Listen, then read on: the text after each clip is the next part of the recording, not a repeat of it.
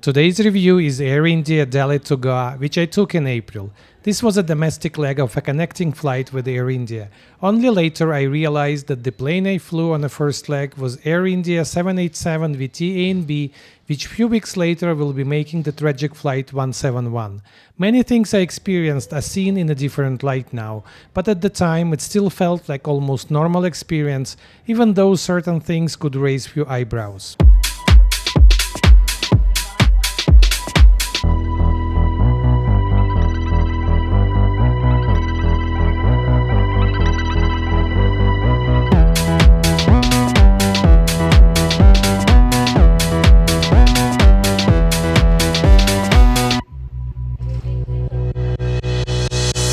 Air India is a flag carrier and the oldest airline in India and whole Asia. It's the oldest but not the largest in India, these days only number 2. Still, it's a big airline with 190 planes flying to 84 destinations, and it transported respectable 44 million passengers last year. It was for years government-owned with a deteriorating reputation, primarily due to schedule reliability and maintenance issues. It went private 3 years ago. New owner pledged to an ambitious change program to revamp the airline. I was curious to see how this went and took several flights. Today my flight is 2.5-hour Delhi to Goa on board of Airbus A321, a typical short-haul domestic flight for Air India. The usual challenge of arriving with international flight and having a domestic connection is that you need to collect your luggage and recheck it for the domestic flight. Depending on the airport and the airline, sometimes this could be a challenge. I know the theory, of course, but there are always local specifics. No one at the first check-in or on board of previous flight was able to explain how exactly you do it in Delhi. So with Air India reputation, rather short connection, and the fact that I just had a red-eye flight, it sounds like this can turn somewhat into a challenge. And even before I get to the luggage, I still need to get through the immigrations with the e-visa, another not fully clear process. As we are moving along, I noticed the signs for taking biometrics in advance of the immigration, which is a good help.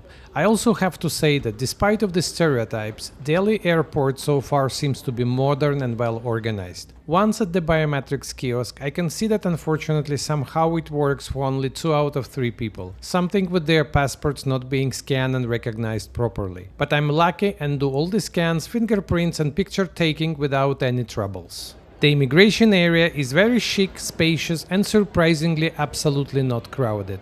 Not sure if I got lucky, but I was somehow expecting crowds, long waits and lots of confusion, while the whole thing was extremely straightforward and took less than 10 minutes altogether. With a confidence boost from quick immigration, now I am up for my luggage challenge. Right after immigration, there are clear signs for domestic transfers. I easily find the right place. It is a bit more crowded, but nothing extraordinary, and on top of it, it moves surprisingly fast, so in no time my luggage is successfully processed for a new flight. What I feared to be a Fort Boyard-like challenge turned out to be a simple and straightforward experience. It's good when experience surpasses expectations. Once you're past the domestic transfer desks, you don't get straight to the departure area, but actually have to go to the main check-in area of the airport. Air India is flying from Terminal 3 of New Delhi Indira Gandhi International Airport. It's very busy, but again, everything seems to be very well organized and the airport makes generally a very good impression. What you notice, however, that despite being a flag carrier, Air India is not the main airline in this airport. There is much more blue color of Indigo versus red of Air India. But there is not much to do for me here. Since I have my boarding passes already, I can go straight through the security and into the departure area. It's same modern, clean and spacious as before, but somehow not necessarily very exciting. There seems to be somewhat average selection of the stores, and cafes and restaurant choices seem to be a bit on a simple side. However, this is a domestic terminal and they always tend to be more on functional side. The layout is very practical with the central shopping area and then couple of gate areas on the sides. You can't get lost here. The gates areas are very functional, so no reason to go there ahead of the time. Meanwhile, I'm looking around to see if I can spot my plane, but at this stage it would be a wild guess as there are plenty of A321s around. I still decide to move to the gate area. While not much to do in general, it turns out to be a right choice as it's a very rewarding from the view perspective. The massive panoramic windows face directly the runway, so you can observe from a very close distance all the takeoffs and landings, and I get a great look at both Air India and their discounter Air India Express, as well as at their biggest rival, Indigo. I am done with the plane spotting, back to the gate and looking out for my A321. That's not the one, but I have to tell that I kind of like the livery and design of the tail, even if slightly old-fashioned and to be changed with the new visual identity of Air India. And here it is, my ride for today, VT-PPU. Wait, but why does it look kind of dirty, like a car that was not washed for a month? I am parking that thought for a moment since the boarding starts and everyone is lining up at the gate. One thing I keep noticing is the quantity of staff everywhere. I observed the same on my other Air India flights. On a later return flight from Goa, at some point of time I counted 15 people at the departure gate, while in Europe you would have maximum 2 or 3. While Air India finances are not great, it seems no one is counting overhead costs here. The boarding is done by zones and everything moves very quickly at the gate. This is, however, a bit of illusion. There are long walkways from the gate to the actual air bridge. Everyone moves there and then stuck at the entrance of the hot air bridge. There is an additional police or security control at front of the plane, which is definitely not a usual thing. I typically don't mind anything about extra safety or security, just wish that this would be considered by staff at the gate and they let people in by groups rather than all together. A hidden benefit though is that I can get another close look at the plane and just can't help but notice that the plane is indeed very dusty. Even the paint kind of looks yellowish rather than white.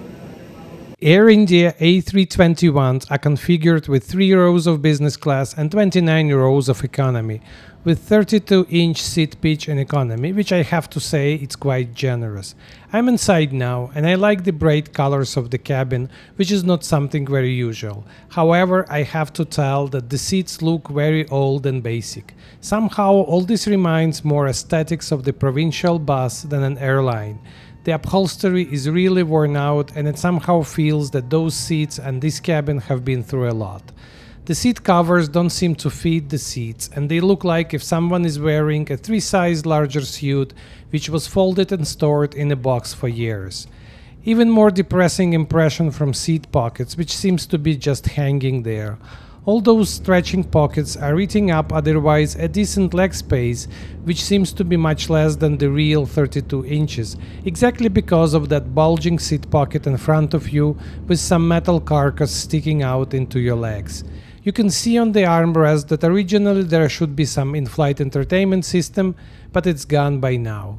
Overall, you can see that this is a standard cabin which you have on many other A320s, but it just was not taken care of for years.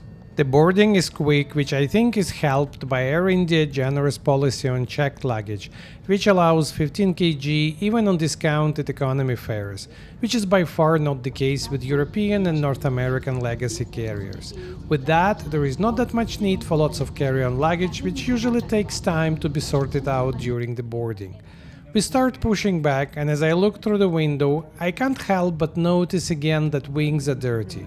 This may not sound like a big deal, but the dirt and grime on the surface of the plane increases the friction and drag. It makes engines to work harder, which in turn can require maintenance to be done more often, not to tell about increasing fuel consumption. I never saw aircraft exterior to be that dirty, not even with smaller discounter airlines, so it's quite surprising that this happens with a full-service airline, which is also a flag carrier for the country. Another surprise is that as we are taxiing, I see 3 people walking freely right next to the runway. I actually never saw anything like that before in hundreds and hundreds of flights I took. We are now ready to take off and we start accelerating on the runway, passing the terminal building where not more than 30 minutes ago I was watching Air India planes coming and going. Now I am in one of them and I'm sure someone else is doing the plane spotting. I was expecting a bit more exciting view once in the air. You get a good look at the airport, but nothing much more interesting. And the usual New Delhi smog doesn't really help. Apparently right next to the airport there is a large complex of different government buildings, but nothing that looks too interesting from the bird's view. That's it for the takeoff view, and I'm switching my attention inside the plane. The cabin does look colorful with those red and yellow seat covers, and it somehow gives a cheerful feeling to everything else. But at the same time, I can't get rid of that subtle feeling that we are in the bus, probably because of the worn out upholstery. There is still some time before the meal service, so it's a good time to check the bathrooms. It's a standard A320 lavatory, but it's early in the flight and it already feels a bit dirty, especially the floor. Another surprise is that drain is not working properly. It's not fully clogged, but water goes down very slowly.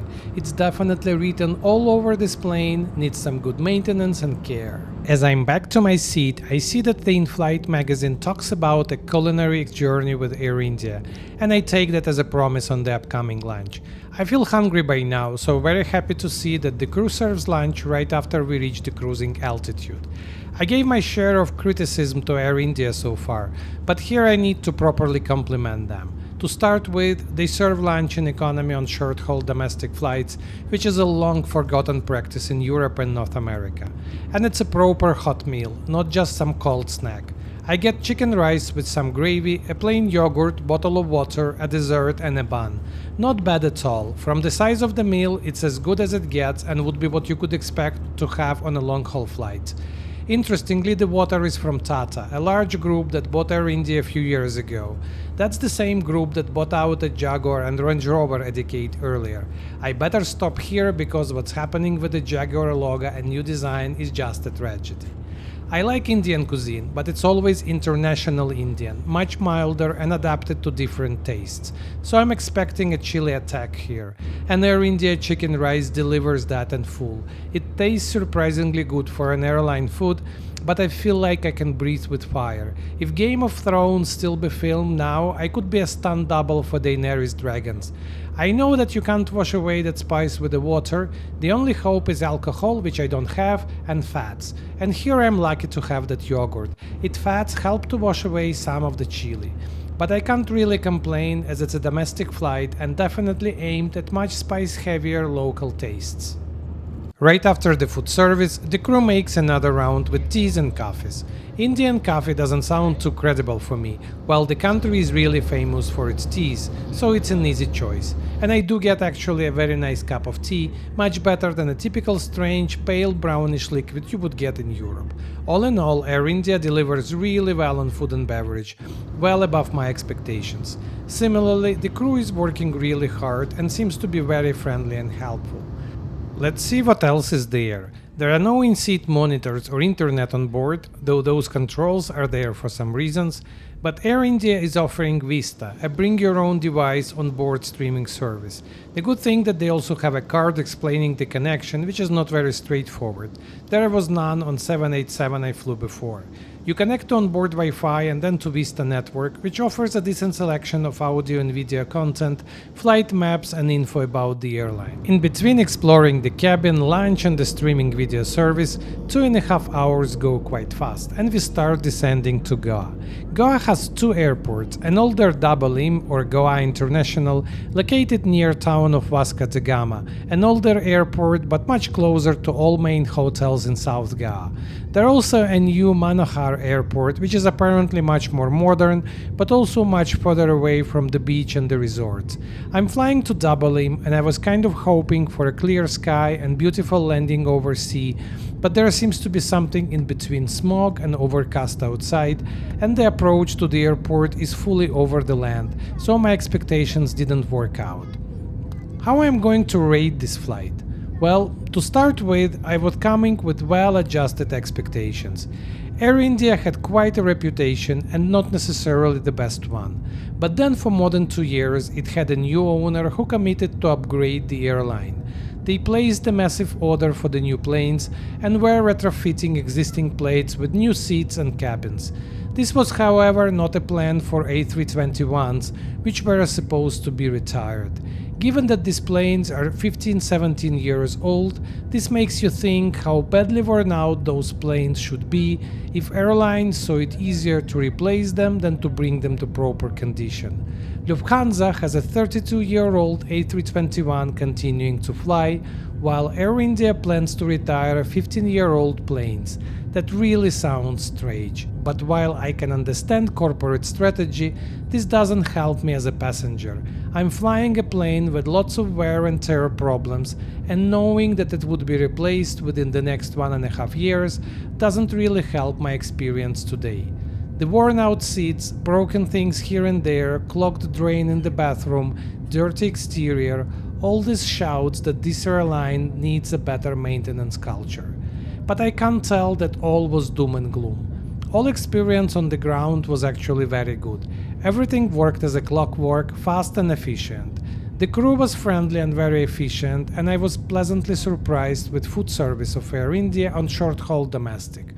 And while on a long-haul flight, the Vista on-board streaming service was just a poor substitution for not working in-flight entertainment, on this short-haul flight it was actually above and beyond what one could expect. At the time, I was ready to give Air India 4- for this flight, which would be a kind of not bad at all. Now, after Air India 171, I look somehow differently at that experience and all those maintenance issues that you could see around the plane. What seemed a bit like cosmetic question at the time, now would probably feel much more serious, if not actually freaking me out. We are touching down in Goa. The airport is very close to the town. It's quite an unusual experience to be taxiing to the terminal and be able to see apartment blocks right next to you. Again, at the time it felt kind of mixed between a bit strange and a bit exotic, while now I have a very different thought if this is safe to have the airport that close to residential blocks. Despite coming from 50s, the airport is surprisingly large and looks modern. After all, while the town of Vasco da Gama is rather small, South Goa is a major resort area. You can see again that this is not really Air India airport and there is much more indigo blue colors there, hinting on how much catch-up Air India would need to do. As we are getting out of the plane, I get few more looks at that A321 and I feel sorry that this plane is set to be grounded instead of being properly maintained and flying for many more years. Goa Airport greets us with colors and Portuguese motifs as I'm moving to pick up the luggage. Once again, Air India, or its ground handling agents, deliver very well on all the ground experience. The luggage comes very quickly after the landing. Similarly to previous experience, I can't keep the smile thinking about the overhead and head counts. There is a dedicated person at the luggage belt that keeps bag from hitting the edge of the belt. Interesting experience overall, and moving on to hitting Goa beaches.